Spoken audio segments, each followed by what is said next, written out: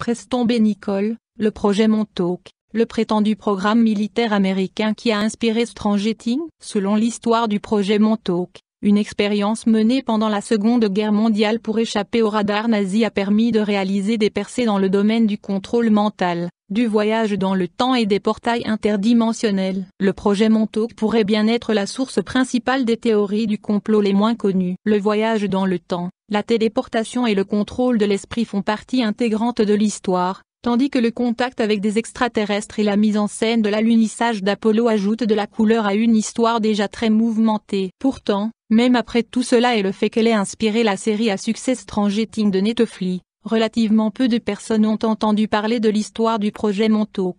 Alors comment se fait-il que le projet Montauk, qui prétend que des éléments obscurs de l'armée américaine ont transformé 2 installations militaires au fin fond de Long Island en un centre de recherche illicite et effrayant sur le paranormal, soit passé inaperçu? C'est peut-être parce que l'histoire provient de sources douteuses, même selon les normes de la théorie du complot. Même si le projet Montauk lui-même est une fiction, ce qui est sûrement le cas, l'histoire documentée de la Central Intelligence Agency concernant des expériences inquiétantes comme celles qui auraient été menées à Montauk signifie que cette théorie restera intrigante pour les quelques personnes qui la connaissent. Et avec la popularité de Strangeting fermement établie, peut-être que le temps du projet Montauk sous les projecteurs pourrait finalement être juste au coin de la rue. Camp Héros est la station de l'armée de l'air de Montauk. L'armée a transféré une partie de Camp Héros à l'armée de l'air après la Seconde Guerre mondiale. Auraient été les plaques tournantes de cette recherche paranormale. Nicholl commence par dire qu'il a écrit son livre après avoir récupéré des souvenirs de l'époque où il était chercheur pour le projet, puis il poursuit en détaillant l'intérieur des installations, les procédures, les technologies de pointe et les nombreux incidents paranormaux dont il prétend avoir été témoin. Après la publication du livre, d'autres personnes ont commencé à se manifester pour dire qu'elles avaient elles aussi eu connaissance des recherches illicites menées par le projet Montauk, amorçant ainsi le processus de renforcement circulaire qui est le mécanisme essentiel d'une théorie du complot. En ce qui concerne ces affirmations réelles, le livre de Nicholl fait le tour de la question. Expérience de contrôle mental et de télépathie, ouverture de portails spatio-temporels vers d'autres dimensions, contact avec des extraterrestres et enlèvement d'enfants fugueurs, le tout sous l'autorité d'un programme militaire américain financé par l'or nazi récupéré pendant la Seconde Guerre mondiale. Avec autant de revendications en jeu, démêler tout cela est une entreprise épique. Heureusement, nous savons au moins par où commencer. L'expérience de Philadelphie. L'histoire du projet Montauk s'inscrit dans le cadre d'une théorie de la conspiration ancienne et assez connue concernant l'expérience dite de Philadelphie en 1943. Selon cette théorie, l'armée américaine essayait de trouver des moyens de contourner les radars nazis pendant la Seconde Guerre mondiale en utilisant des champs électromagnétiques. Selon les différentes versions de l'histoire, l'armée a réussi à mettre au point une technique qui a rendu l'US Eldridge, stationné sur un chantier naval à Philadelphie, non seulement invisible au radar mais aussi complètement invisible à l'œil nu. De plus, le navire aurait ensuite été transporté à travers un trou dans l'espace-temps jusqu'à Norfolk, en Virginie, à plus de 300 km de là. Lorsque l'Eldridge est réapparu au chantier naval de Philadelphie quelques minutes plus tard, certains membres de l'équipage avaient été fusionnés dans les cloisons du navire ou s'étaient rematérialisés à l'intérieur. Ceux qui ne l'étaient pas étaient rendus fous par la désorientation qu'ils ressentaient alors que le vaisseau se trouvait dans une bulle hyperspatiale qui existait en dehors de l'espace-temps.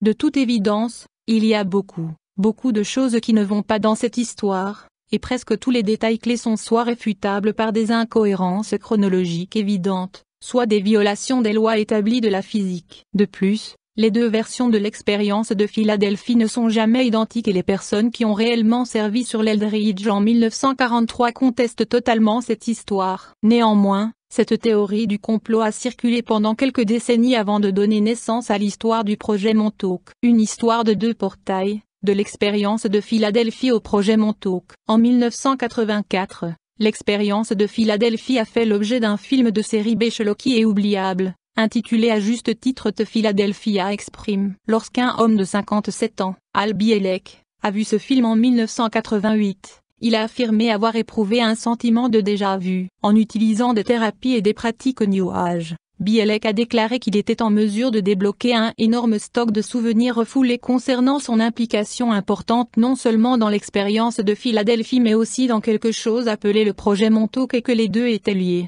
suggérant que sa mémoire avait été effacée à l'aide des techniques MK-Ultra de la CIA pour maintenir le secret du programme. Bielek a affirmé que son vrai nom était Edvard Cameron et que lui et son frère Duncan Cameron étaient membres de l'équipage de l'Eldridge en 1943, alors qu'ils avaient une vingtaine d'années.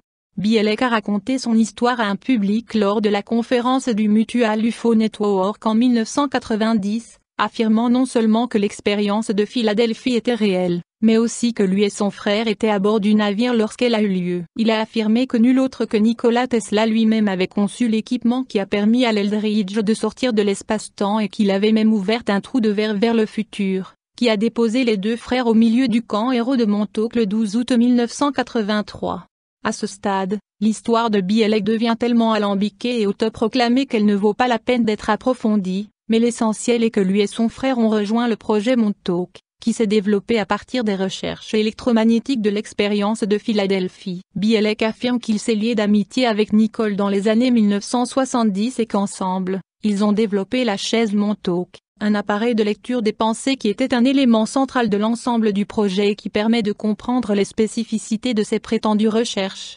La chaise Montauk, l'espionnage psychique et les portails à travers le temps et l'espace. Nicole détaille dans son livre ses travaux présumés sur la chaise Montauk, affirmant qu'elle utilisait l'électromagnétisme pour accroître les pouvoirs psychiques de quiconque s'y asseyait. Duncan Cameron, par une étrange coïncidence, possédait d'importantes capacités psychiques, dont celle de manifester des objets par la pensée en utilisant l'appareil.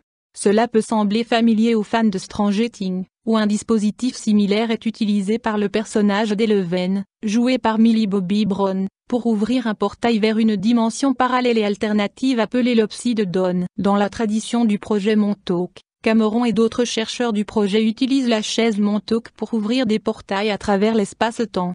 Dans son livre, Nicole décrit une autre expérience qui ressemble curieusement au visionnage à distance, un concept paranormal qui a en fait l'objet de recherches de la part de la CIA, et qui figure également dans Stranger Things. Nicole écrit: la première expérience s'appelait Eye, avec une mèche de cheveux d'une personne ou un autre objet approprié dans sa main. Duncan pouvait se concentrer sur la personne et être capable de voir comme s'il y voyait à travers ses yeux, entendait à travers ses oreilles et ressentait à travers son corps. Il pouvait réellement voir à travers d'autres personnes, n'importe où sur la planète. Mais plus que la vision à distance ou toute autre affirmation de Nicole, celle concernant l'enlèvement de jeunes enfants, dont certains n'ont pas plus de 4 ans, pour les utiliser comme sujet dans les diverses expériences du projet Montauk est certainement la plus choquante. Nicole appelle ces mineurs enlevés les Montauk Boys et affirme qu'ils ont été arrachés à la rue ou même enlevés à leur domicile.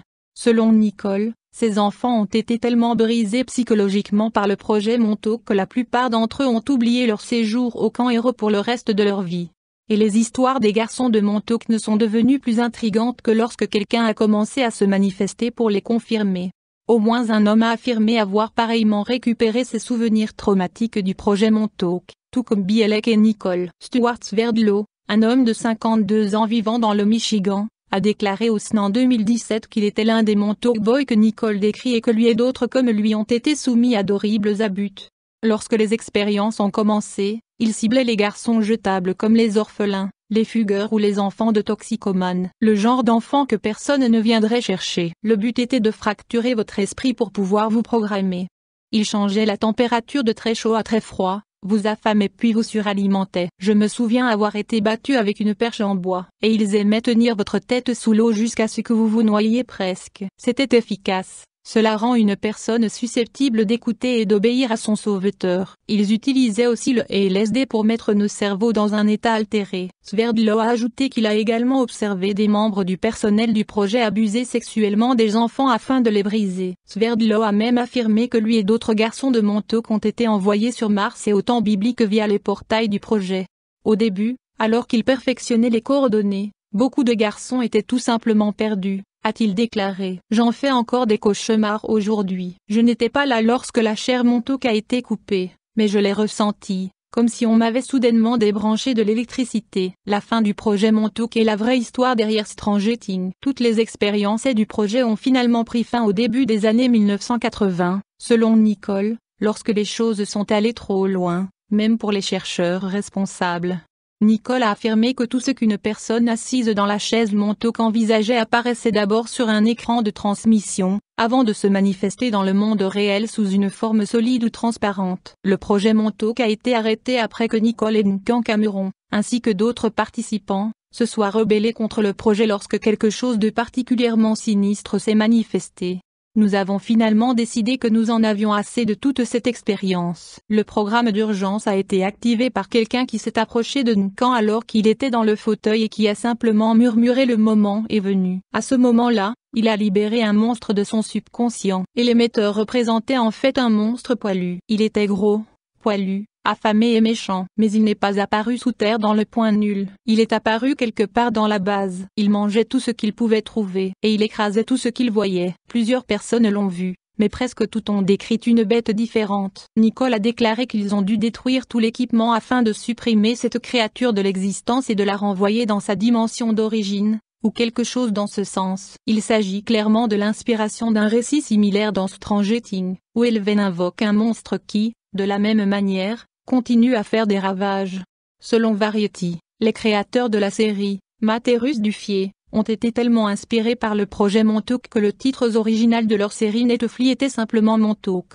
Après que le cinéaste Charlie Kessler a intenté un procès aux frères pour avoir prétendument plagié son court-métrage, The Montauk Project, le décor a été changé de Long Island à la banlieue de l'Indiana. Indépendamment de la querelle créative avec Kessler, la série Netflix est clairement appuyée sur le travail de Nicole. L'histoire du projet Montauk était-elle vraie? Selon Nicole, les sous-sols de Camp Hero ont été inondés de ciment une fois que tous les équipements ont été détruits et que le projet a été arrêté. Les souvenirs de toute personne impliquée dans le projet ayant été supprimés à l'aide des techniques MK-Ultra. Les installations désaffectées de Camp Hero sont cependant toujours debout et attirent encore aujourd'hui les passants curieux et les habitants de la ville, indépendamment de ce qui s'est réellement passé à l'intérieur. L'installation Radar Sage est devenue un point de repère notable pour les bateaux navigant autour de la fourche de Long Island. Elle est restée debout lorsque l'armée de l'air a mis fin à ses dernières opérations de contrôle du trafic aérien dans l'installation en 1984, donnant au site une présence étrange et inquiétante. L'armée, pour sa part, a contesté que quelque chose comme le projet Montauk ait eu lieu à Long Island. Mais ce genre de démenti ne suffit pas à dissuader les croyants, car le gouvernement américain a également nié ses recherches sur le contrôle mental et la vision à distance avec autant d'assurance qu'il nie les affirmations de Nicole, jusqu'au moment où les documents de recherche sur MK-Ultra et d'autres projets similaires ont été déclassifiés. Si la plupart des habitants considèrent également que l'histoire du projet Montauk est une invention, ils ne sont pas non plus entièrement convaincus par l'insistance de l'armée américaine à affirmer que les installations de Camp Hero et de la station de l'armée de l'air étaient tout à fait honnêtes. Il ne fait aucun doute que des histoires ont été embellies, a déclaré Paul Monte, président de la Chambre de commerce locale, mais je ne doute pas que des choses se sont passées là-bas pendant la guerre froide. Même aujourd'hui, la base est patrouillée et surveillée. Il est évident qu'ils ne veulent pas que les gens y entrent, même maintenant. Le réalisateur Christophe Gartano, dont le documentaire, The Montauk Chronicle, explore l'histoire du sujet, estime qu'il est important de prendre en compte quelques précédents avant d'écarter complètement cette histoire. Plus j'ai fait des recherches, plus j'ai commencé à croire que ce n'est pas si ridicule, a-t-il déclaré. Nous savons qu'il y avait un intérêt militaire pour les phénomènes paranormaux. Le projet Stargate, qui a débuté en 1978 et a été déclassifié par la suite, a cherché à savoir si les médiums pouvaient pratiquer le remote viewing et voir des événements à grande distance. MK-Ultra utilisait des personnes vulnérables, comme des prisonniers. Alors pourquoi est-il si exagéré que des orphelins ou des garçons en fugue soient ciblés? Il semble exactement le genre de sujet qui serait facile à prendre. Et Montauk serait l'endroit idéal. En hiver, c'est comme une ville fantôme. Aussi effrayante que soient ces notions, le projet Montauk et les histoires farfelues qui lui sont associées relèvent carrément du domaine de la fiction. Mais des preuves finiront-elles par jaillir des profondeurs des archives du gouvernement dans les années ou les décennies à venir? Seul le temps nous le dira. Après avoir pris connaissance des allégations de voyage dans le temps, de téléportation et de contrôle mental du projet Montauk, découvrez tout ce qu'il y a à savoir sur la supposée expérience de Philadelphie. Puis, lisez sur les tristement célèbres expériences du projet MK-Ultra.